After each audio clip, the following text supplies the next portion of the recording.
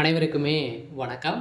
சற்று முன் கிடைத்திருக்கக்கூடிய ஒரு மிக மிக முக்கியமான செய்தி ஒன்று வெளியாகியுள்ளது. சற்று முன் ஸ்டாலினுக்கு எதிராக நீதிமன்றம் பரபரப்பு தீர்ப்பு, 7 ஆண்டு சிறை, இது மாதிரி பார்த்தீங்கன்னா செய்திகள் வெளியாயிருக்கு.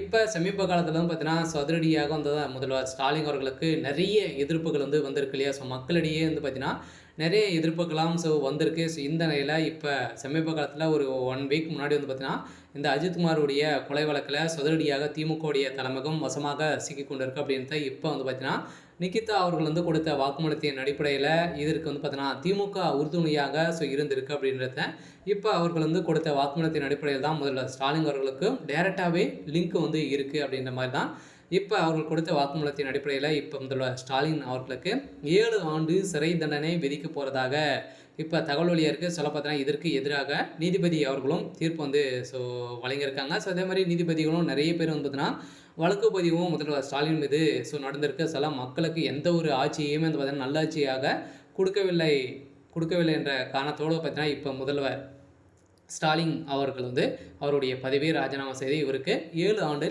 சிறை தண்டனை விதிக்க போகிறதாக இப்போ பரவலாகவே பேசப்பட்டிருக்கு. ஏற்கனவே பார்த்தீங்கன்னா நிறைய பிரச்சனைகளை முதல்வர் ஸ்டாலின் சிக்கியிருந்தார் இல்லையா? ஆளுநர் RN ரவி அவர்களுக்கும் அதே மாதிரி ஜனாதிபதியிடையே நிறைய பிரச்சனைகளாக போயிருந்தது. இதன் அடிப்படையில் இப்போ தமிழகத்தில் பெரும்பாலும் சென்னையில் நடக்கக்கூடிய நிறைய கொள்ளைகள் அதே மாதிரி பார்த்தீங்கன்னா திமுகவுடைய ஆட்சியில் போலீஸார்கள் அவர்களுக்கு பார்த்தீங்கன்னா அதிகாரங்களை கொடுத்து அடித்து கொலை செய்யப்பட்ட சம்பவம், நிறைய கொலைகள் இது மாதிரி லாக்கப்பில் செஞ்சுருக்காங்க.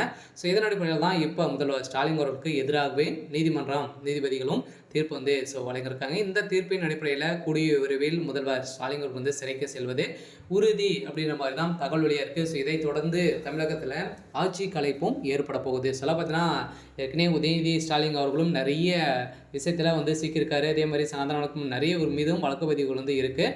அதனால் வருகின்ற சட்டமன்ற தேர்தலுக்குள்ளே திமுகவில் நிறைய விரிசல்கள் ஏற்பட்டிருக்கு. விசிகாவும் அதிமுகவில் இணைய போகிறதாகவும் ஒரு தகவல் பரபரப்பாகவே பேசப்பட்டிருக்கு. கட்டாயம் திமுக ஒரு மிகப்பெரிய படுதோல்வி சொடையும். இந்த நிலையில் முதல்வர் ஸ்டாலின் அவர்களுக்கும் மக்கள் எங்கே சென்றாலுமே எதிர்ப்புகள் வந்திருக்கு. இந்த எதிர்ப்புகளின் அடிப்படையில் தான் இப்போ முதல்வர் ஸ்டாலின் அவர்கள் செய்த தவறு வெளிச்சம் போட்டு காட்டக்கூடிய விதத்தை தான் நடந்திருக்கு.